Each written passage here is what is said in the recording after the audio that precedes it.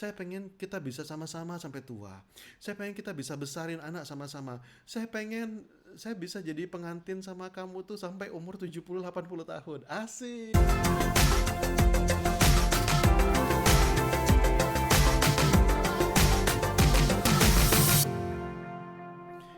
Hai, senang sekali ketemu sama Anda. Gimana kabar Anda? Hendrik Ronald di sini dan hari ini kita bakal ngobrol tentang sesuatu yang benar-benar penting, yaitu gimana cara bilang tidak sama orang lain. Yes. Karena gini, ini memang sebenarnya adalah masalah di seluruh dunia gitu ya. Nggak gampang bagi kita untuk ngomong no. Nggak gampang bagi kita untuk bilang enggak, jangan. Nggak gampang. Kita tapi ini masalah ini lebih susah lagi ketika dihadapi di Indonesia. Apalagi kita orangnya pada segenan, ndak enakan gitu ya. Kali ini saya akan ngambil 3 buah contoh gitu ya. Yang pertama adalah contoh bagaimana si bos ngomong tidak sama anak buahnya. Misalnya anak buahnya bilang bolos-bolos terus, atau misalnya sudah dibilangin terus ndak dengerin. Nah, yang ini adalah dari atas ke bawah ya, dari bos ke anak buahnya.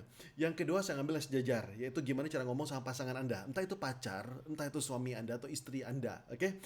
Yang ketiga yang mau saya kasih contoh adalah contoh bagaimana cara ngomong dari bawah ke atas, yaitu dari anak, gimana cara ngomong sama orang tua. Gimana cara ngomong sama papa mamanya, "Pak, jangan marah-marah," gitu. Wah, kan seru banget gitu ya. Karena kayak gini, kalau misalnya ada satu cara gitu ya, kalau misalnya kita biarin terus-menerus, mereka bakal menindas kita terus-menerus. Bos misalnya nggak senang sama anak buahnya yang terus-menerus telat, dibiarin terus bisa ndak? Bisa. Tapi kesel, lama-kelamaan kerjaan ndak jadi ndak produktif. Pacar misalnya, sudah dibilangin gitu, kamu jangan rokok, jangan rokok, jangan rokok, tetap aja masih ngerokok, kesel banget akhirnya gitu ya. Dan kalau misalnya anak ngomong sama orang tuanya, orang tua terus marah-marah dia di depan teman-temannya, dia malu, dan akhirnya dia sedih, hubungan jadi ndak bagus. Tapi sekali lagi ada satu cara. Gimana caranya? Kita bisa marah, oke? Tapi masalahnya ada, apakah marah adalah pilihan yang bagus? Misalnya si bos gini, marah sama anak buahnya. Kamu mau gimana? Kamu mau kayak gini terus? Mau saya pecat? Bisa nggak bos ngomong gitu? Bisa, tapi sudah pasti tidak enak. Mau sampai kapan ngancam-ngancam gitu terus? Belum nggak? Kalau misalnya sama pacarnya, udahlah kalau gitu kita putus. Mau sampai kapan ngomong putus-putus kayak gitu doang? Mau sampai kapan ngomong keras-keras gitu? Mau sampai kapan marah-marah? Kamu tuh sudah saya bilang jangan ngerokok. Mau gimana sih? Hasilnya gimana? Pasti marah-marahan, sama-sama marah-marahan. Karena gini, ketika kita ngasih energi maskulin, ketika kita kasih energi keras, dibalas keras lagi, ya habis berantem ya. Dan kalau misalnya anak, apa bisa ngomong sama orang tua, papa janganlah marah-marah kayak gitu. Pasti papanya marah balik gitu ya. Kamu tuh tahu apa? Kamu tuh anak tahu nggak sih? Betul tahu. Nah, inilah yang mau kita pelajari. Gimana caranya ngomong no? Karena no itu adalah satu kata-kata yang sangat penting, dan kata-kata ini dikuasai oleh dengan sangat baik oleh semua orang sukses. Tidak ada satupun orang sukses yang tidak jago ngomong no. Kalau misalnya orang yang tidak sukses, pasti dia akan berusaha bagaimana cara menyenangkan semua orang. Itu sudah pasti. Tapi hasilnya ya parah. Hasilnya dia tidak akan pernah bisa kemana-mana. Orang yang benar-benar sukses, dia jago ngomong no. Dan no ini bukan kata yang kita pakai cuma untuk ngelarang doang. Tapi no ini adalah kata-kata yang kita pakai untuk mendapatkan apa yang benar-benar penting. Apa yang benar-benar penting untuk orang-orang yang kita cintai. Nah, itu makanya kita belajar bagaimana cara yang ngomong no. Yes? Nah, hari ini kita akan belajar, dan sebelum kita marah-marah sama orang, yang pertama kali kita harus lakukan sama orang adalah kita mesti respect sama orang. Kenapa kita mesti respect gitu loh? Karena gini, ketika kita mengambil harga diri orang lain gitu ya, kita mungkin merasa bahwa ya kamu siapa sih, kamu karyawan saya, ya wajarlah kalau saya marah-marah sama kamu. Maka si bos bisa marah sama karyawan di depan karyawan yang lain gitu ya. Tapi bagi karyawan, harga diri itu adalah segala-galanya gitu loh. Buat kita tidak ada artinya, tapi bagi karyawan dia bisa dendam banget. Oh, bapak dulu pernah marahin saya. Atau mungkin misalnya pacar gitu ya, mau ngomong sama pacarnya gitu ya, dibilang kamu jangan rokok terus gitu, kamu tuh mau berapa kali aku bilangin gitu, tapi dia ngomong di depan teman-temannya, dan itu adalah mengambil harga diri seseorang. Dan gak enak banget, walaupun anda misalnya posisi anda jauh lebih tinggi gitu ya, terus anda nginjak-nginjak harga diri seseorang, dia bisa ngebalasnya bisa nggak pakai ngomong, ngebalasnya mohon maaf bisa pakai pisau gitu ya, dan bisa bahaya banget. Kasus-kasus di mana terjadi orang dendam itu adalah saat dia mengambil harga diri seseorang. Oke? kasus kehilangan nyawa, kehilangan harta, itu semua terjadi gara-gara kita ngambil harga diri seseorang. Maka jangan pernah terjadi seperti itu. Jangan pernah kita marahin orang di depan orang lain. Kalau kita mau ngomong, ngomong baik-baik, yes. Nah, sekarang saya akan kasih tahu rahasianya. Langsung, seperti apa? Oke. Ini, yang pertama, kasus adalah bos sama anak buah, oke? Bos dan anak buah gitu ya. Nah, anak buah atau bawahan gitu ya. Anak buah atau bawahan. Oke? Misalnya, kasus yang terjadi adalah anak buahnya sering telat. Nah, oke, bagaimana cara mengatasi kasus yang sering telat ini? Oke, maka si bos seperti tadi saya bilang bisa gini, saya kasih SP1 ya, kamu saya kasih SP2 ya, bisa nggak? Bisa seperti itu. Kamu saya potong uang makannya ya, bisa nggak? Bisa. Tapi lama kelamaan kebal. Oke, si bos juga bisa marah-marahin. Kamu tuh punya otak atau enggak sih? Mohon maaf gitu ya. Kamu tuh sudah saya bilangin masih juga telat melulu. Bisa nggak seperti itu? Bisa. Tapi hasilnya tidak enak. Orang sakit hati. Seperti saya bilang, harga dirinya terambil. Ada cara yang lebih baik. Ini resepnya saya kasih. Resepnya adalah salah satu resep yang paling bagus yang ketika saya cobain, wow, hasilnya luar biasa. Banyak alumni saya nyobain, ternyata hasilnya luar biasa. Dan ini adalah salah satu topik yang saya wajib ajarkan di kelas Leadership Excellence saya ya. Itu kelasnya 3 hari 3 malam dari pagi sampai jam 1 malam, pagi sampai jam 2 malam, hari terakhir pagi sampai jam 5 pagi, kadang-kadang sampai jam 7 pagi. Seru banget. Oke, kita akan belajar. Ketika X terjadi, saya merasa Y, saya ingin Z. Maka si bos bisa ngomong kayak gini, oke? Dan si bos bisa ngomong gini, misalnya, ketika kamu telat melulu, saya merasa sedih. Saya pengennya tuh kamu bisa lebih baik, misalnya. Atau misalnya, saya pengen kamu itu bisa jadi karyawan teladan. Nah, di sini kuncinya adalah di Y-nya, oke? Y-nya itu adalah yang dibilang bukannya kamu tuh pemalas, bukannya ini gitu. Tapi kita ngomong secara spesifik apa yang terjadi, dan di Y-nya itu adalah kuncinya. Sekali lagi, kita sengaja menunjukkan vulnerability kita. Kita menunjukkan betapa kita terluka, betapa kita disakiti oleh sikap seperti itu. Jadi ketika X gitu ya, X-nya apa? X-nya bukan bilang bahwa kamu malas. Enggak, kita bukan nge-brand orang. Enggak boleh seperti itu. Kalau aku bilang, ketika kamu malas, dia bakal tanya, kapan saya malas, Pak? Ketika misalnya kamu bohong, kapan saya bohong, Pak? Enggak, kita enggak ngomong seperti itu. Kita enggak bilang dia malas, kita enggak bilang dia bohong, kita enggak ngecap dia seperti ini. Yang kita lakukan adalah, apa kejadiannya? Oke? Jadi misalnya ketika kamu telat, maka Y-nya, saya merasa apa? Saya merasa misalnya adalah kecewa. Atau misalnya saya merasa sedih. Atau misalnya saya merasa apa? Misalnya saya merasa dibohongi misalnya gitu ya, apapun gitu ya. Tapi kata-kata dibohongi sih sebaiknya tidak ya, nggak usah ada pakai karena ini mengimplikasikan bahwa orang tuh bohong sama kita. Dan di Z, saya inginnya apa? Misalnya saya ingin kamu jadi teladan, misalnya. Atau misalnya, saya ingin kamu, ini X tadi ya, ketika kamu telat, saya merasa kecewa, sedih. Saya ingin kamu bisa lama di sini, bisa kerja lama di sini. Oke? Ini yang kita susun, oke? Jadi kita ngomong gini, misalnya kita ngomong sama tim gitu ya, sebagai bos ngomong sama anak buah, ngomong sama bawahan. Misalnya namanya Sari gitu ya, Sari, ketika kamu telat, saya merasa kecewa. Saya pengen kamu tuh bisa jadi teladan di kantor ini. Enak toh? Kalau Anda jadi Sari, perasaan Anda gimana? Oke? Misalnya, Sari, ketika kamu telat, saya merasa sedih. Saya pengen kamu bisa kerja lama di sini. Oke? Jadi, yang diungkapkan tuh adalah kejadian yang apa yang terjadinya, bukan nge-brand orang. Sekali lagi, ya penting. Misalnya kejadian lain, Sari ketika kamu tidak absen. Nah, ketika kamu tidak absen, ketika kamu tidak buat laporan, Jono ketika kamu tidak buat laporan, saya merasa sedih. Saya pengennya laporan kita tuh bisa rapi. Nah, itu enak gitu ya. Yang denger pun enak, oke? Ini dia dari atas ke bawah. Oke, nah sekarang bisa nggak ini kita pakai sama orang yang sejajar, sama pacar? Bisa nggak? Bisa, sekali lagi. Kasusnya apa? Misalnya tadi, X, ketika kamu merokok. Nah, merokok pas sama saya maksudnya ya atau apapun gitu ya.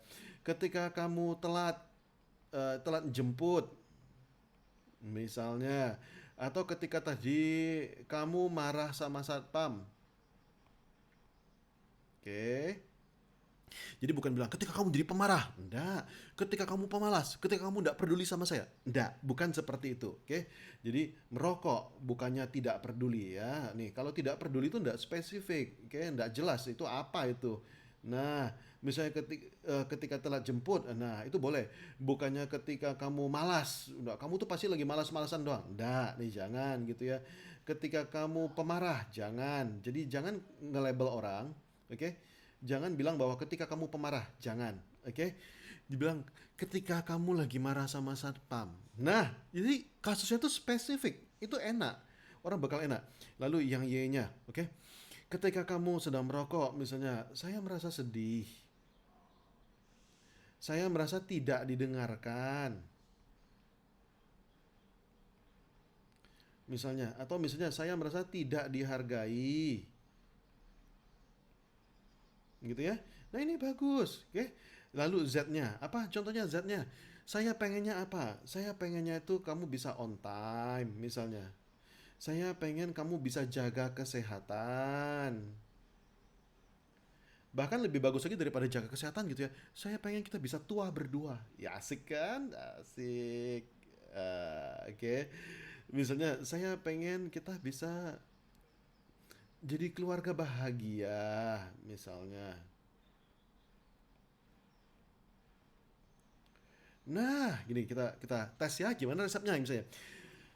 Misalnya bilang gini, sayang, ketika kamu ngerokok, saya tuh merasa sedih.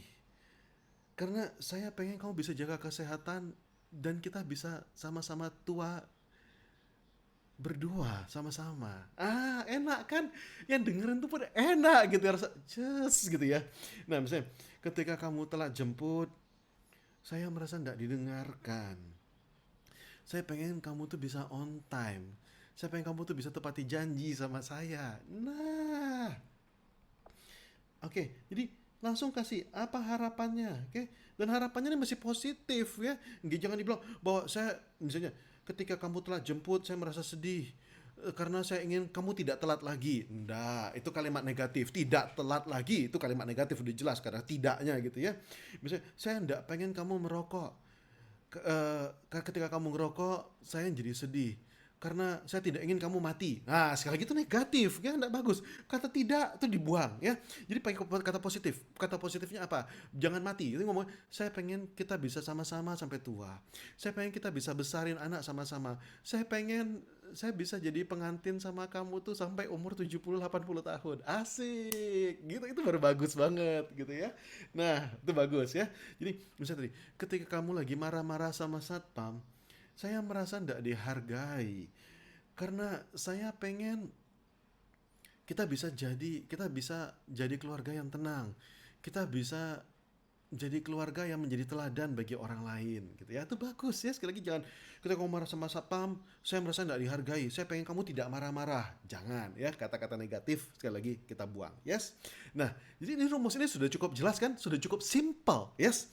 Nah, sekali lagi saya akan kasih contoh satu lagi ya, satu contoh lagi. Oke.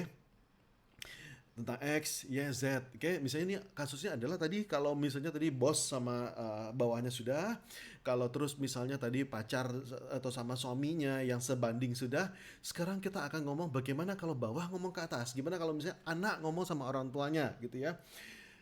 Ketiga tadi marah di depan teman, oke, atau misalnya tidak mau memasakkan, tidak mau menyiapkan makanan. Nah, di depan ya. Tidak mau tadi sorry apa tadi? Sampai lupa. Aduh. Tidak mau siapkan makanan misalnya ya. Mohon maaf ya kalau tulisannya apa adanya ya beginilah gitu tulisannya ya. Atau misalnya ketika papa misalnya tadi papa marah apa aja sih atau mama marah apa aja sih gitu ya. Ketika misalnya mama teriak-teriak, wah gitu ya. Maka Y, saya merasa apa? Saya merasa sedih. Saya merasa tidak dihargai. Nah, kurang lebih ya itu sama-sama Jong kok, oke? Saya merasa apalagi misalnya saya merasa kecewa. Oke. Z-nya, saya pengen apa? Saya pengen ngomong di belakang. Ngomong private. Ngomong private atau berdua. eh Dibantu siapkan makanan.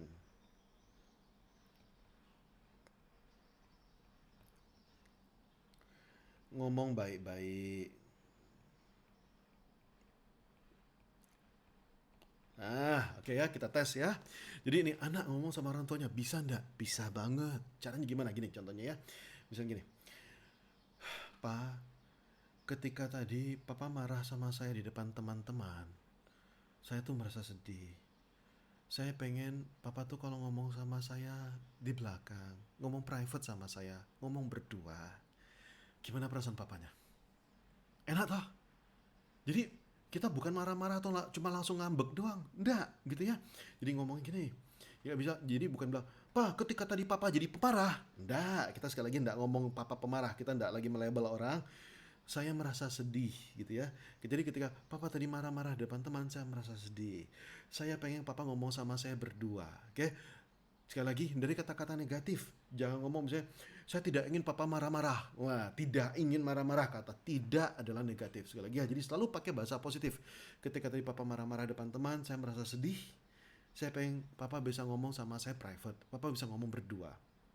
Oke, Ma, ketika tadi mama tidak mau siapkan makanan, aku merasa kecewa. Atau aku merasa tidak dihargai. Karena aku ingin setidaknya mama tuh bisa membantu aku nyiapin makanan. Karena saya ingin kalau saya lagi buru-buru, mama bisa bantu saya. Nah, bagus gitu ya. Jadi ngomong apa perasaan Anda? Bagus banget.